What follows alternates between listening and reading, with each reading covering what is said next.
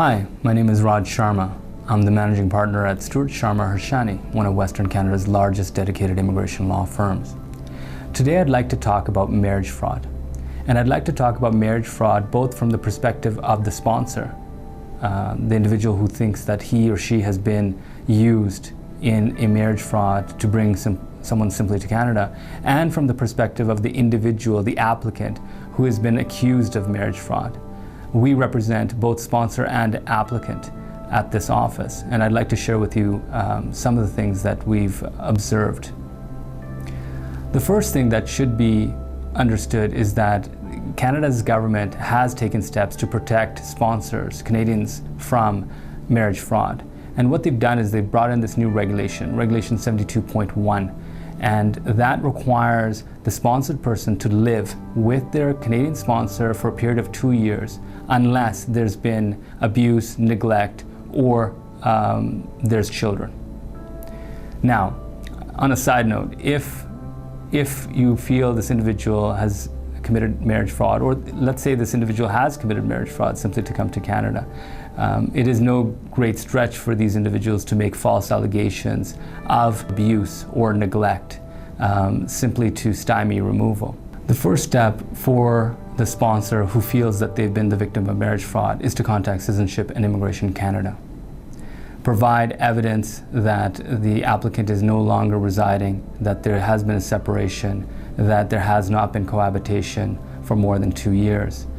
Immigration will take it from there. The responsible immigration officer should convoke an interview or provide an opportunity to the applicant, the sponsored person, to show that they have an exception to Regulation 72.1. If the sponsored person cannot do so, a report may be prepared. That report is called a Section 44 report, and that report is then referred to the Immigration Division. The Immigration Division holds a hearing, and at that time, the sponsored person can challenge the allegations contained in that report. If you are a sponsored person and you are in receipt of either a notice to attend for an immigration interview for a Section 44 report, or that you've received a notice of hearing for an immigration hearing, it is vitally important that you retain experienced immigration counsel, because you are risking or flirting or skirting the loss of your status in Canada. At the Immigration Division, the Canada Border Services Agency officer or hearings officer will present evidence to support that report. The sponsored person can challenge and present evidence of their own, and the Immigration Division will then decide whether the allegations are made out or not. If the allegations are made out, then a removal order will be issued against the sponsored person. If the allegations are not made out, then this matter is set aside and the individual retains their status in Canada. If a removal order is issued, a sponsored person still has the right to appeal that removal order to the Immigration Appeal Division. The Immigration Appeal Division can consider other factors beyond simply the allegations contained in the report. The Immigration Appeal Division can look at factors such as humanitarian and compassion factors, such as establishment in Canada, hardship upon return, best interests of any children affected by this decision. And they can consider all the circumstances of the case. Again, if there's a removal order issued against you and you would like to appeal that to the Immigration Appeal Division, it is important that you contact and retain and instruct experienced counsel that have done this before. If you'd like additional information as to how CSE will assess such allegations, take a look at Operational Bulletin 480 found on the CSE website. I've said this before and I'll say it again.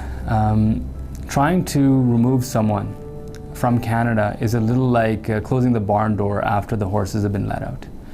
The best remedy is to prevent, the best way to prevent immigration marriage fraud is to do your due diligence. I see a lot of individuals that go abroad to get married, and they've known these individuals for a very short period of time.